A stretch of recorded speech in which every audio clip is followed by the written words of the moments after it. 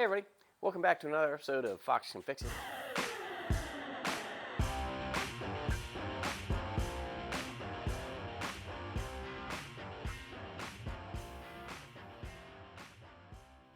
This might be a little difficult to see, but you see all this?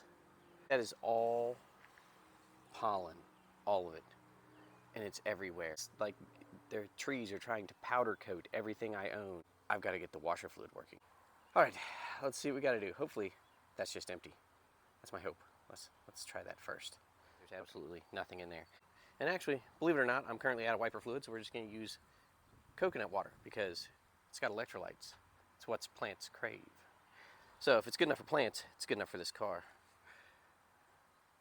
You may not know this, but coconut water has healing properties. You can definitely fix a radiator. Pour some coconut water in there and boom, your leak is fixed. That's what the electrolytes do. Alrighty, that should heal our problem. Alright, now that we've got fluid in this, let's try it and see if it works. I can hear the motor working.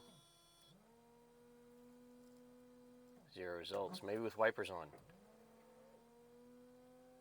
Negative. Negative, Ghost Rider. The pattern is full. We've got other issues. Alright, so we put this useless fluid in it and it didn't work. I knew it wouldn't. Stupid coconut water. But I've still got fluid in there and I heard the motor turn on. So do we have a clog? I don't know, maybe. We'll check that here in a minute. The motor's definitely running. Oh, wait a minute. Oh, I don't know if you can see this, but there's our problem. Our problem is that there's not a hose attached there. It's just a giant leak.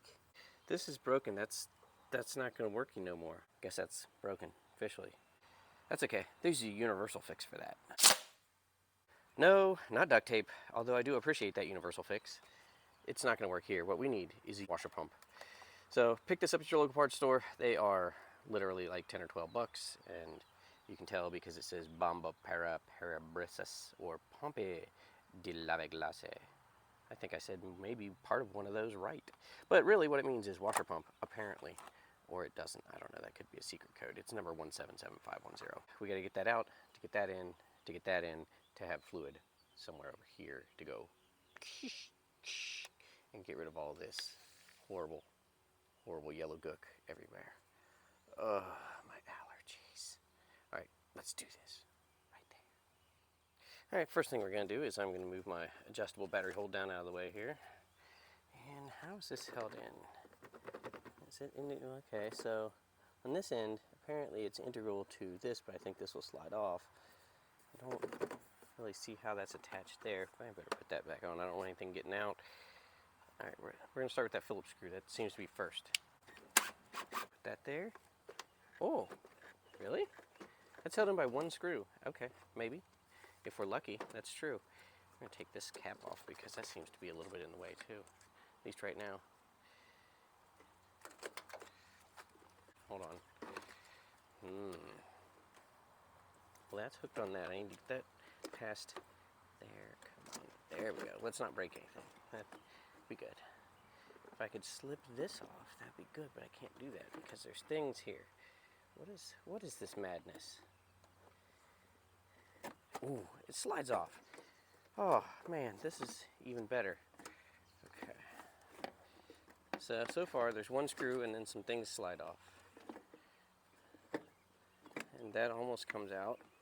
There we go, look at that. Get the coolant bottle off. Set that somewhere where it's going to spill everywhere. Let's see, where's going to be most convenient to spill? There we go. Can I do this with one hand is the question. I doubt it. I don't think I can. Nope. I'm going to need two hands. Alright, I believe we just pinchy this and it should come off of there. Yes, it did. Okay. Now we've got this free. As you can see, what happened here is this just completely broke. It's old. So it's either mice chewed it or it snapped or something. But we've got another one. Let's see if we can make that one work with what we got here. Hopefully we can. If not, I don't know. I just guess I'll just carry some sort of backpack sprayer in the car. All right, to the bench. Get out of the way, you. How does this come off? Oh, there we go. Actually, So just sort of pushing this piece up out of the way, that slips, that comes out of there. I don't want to break this washer tank because I do not have another one of those. All right, so here is that old washer pump. It is off. Here's our hose. You can see here's our 2-terminal plug-in, clippy thingy. This is a plastic cover, which then we can slide our retaining clip. I guess, yeah, we'll call that a retaining clip. Slide that off, and there we go. Here's our new pump. Same size. This is going to be in the same place. That's in the same place. The only difference I'm seeing is that this, obviously these are perpendicular to each other, and these 2 terminals are parallel to each other. All right, well, you know, great. Anyways, so that's the old one. And here's the new one. We'll slide our retaining clip back on and our cover. And let's put this back into here first. Slide this end up and in, and then we're going to slide this one through. There we go. Oh, it's perfectly, no, that they're supposed to do that. It's fine. All right, so that's back in. New hose. New hose. I know this looks like a hose goes there. No, that actually just goes down in the fender and mounts that end of it, and then it screws there. So don't put the hose on here. It won't do anything. There we go. That's fine. All right, so that's there. Now we just got to figure out how to make that work with the old setup that I just tossed that looks like that. And we'll toss it again. All right, back to the car, I guess. Here's our original connector, and the problem is that these are parallel and the other one is not. This has a weatherhead connector. Now, I could cut this and butcher it and do lots of soldering and things, but my plan is I want to take this weather connector off. I'm going to go to the back side of these, just delete the connector basically and have the terminals hanging out in the wind, sort of like this one. Ooh, look at that. That's all grease. Nice. Well, you know what? Did his job. That grease has been there for 40 years, just killing it. All right, so if you ever want to sneak terminals out of a connector, there's going to be an unlocking pin. And one of the best uses for really tiny Allen wrenches is they will sneak in the backside of here and allow you sometimes to pull these out of here. Nope. Pocket screwdriver and see if that helps. All right, so plan A obviously didn't work. I don't know why, but that really should have worked. So I'm going to do the exact wrong thing, and I am just going to go to the stupid splice connectors that come with this kit. So we'll go red to green and assume that that's the correct color combo there. And squeeze that just like that. There we go. Look at that. That's the perfect weather tight connection. No, this is garbage. There's one. Now we got to connect the negative with the other terminal that probably will not work. Just squeeze those in place anywhere. It'll be fine.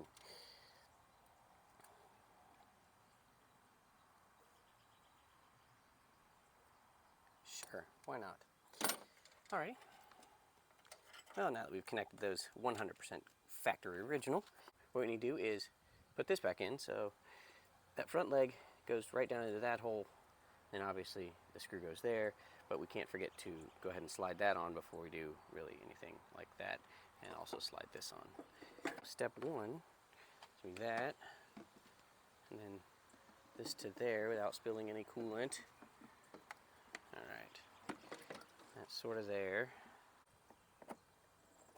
There we go, that slips down into place. Now we got to find out just on the bottom here we can see where this thing goes. Down into the depths and see if we can't get that thing to go right where it's supposed to. Just like that. Okay, we're good there. Now we gotta avoid these wires here and gently lower that back to there. Okay, that's on. That's on. Cap back on. I have to cut this hose and slip it over the new fitting. So what we'll do is we will use the 12-volt workbench here and just slice this hose. I'm sure it's highly recommended to use a utility knife on top of a battery to cut a hose while everything is still connected.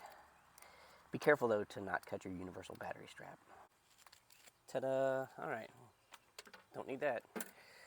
Let's connect this to our original failure point. Yes, yes, I see what you did there. Okay. Last part here is the electrical connections. Black was on the inside, so black is going to go back to the inside here. And red on the outside. This red's going back on the outside. All right, our connection is good. We're going to add some more fluid in here, and then we're going to see what happens. Another good thing about using coconut water is your windshield is going to smell great.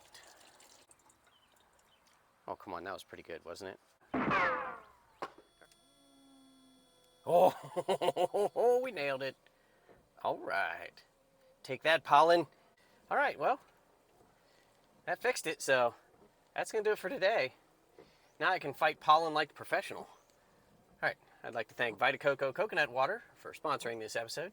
Absolutely not, they had nothing to do with it. And I'd like to thank my wife for buying the Vita Coco Coconut Water that I just used in my washer fluid.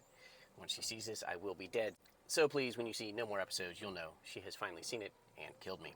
Until then, please don't forget to like, share, and subscribe, and we'll see you next time.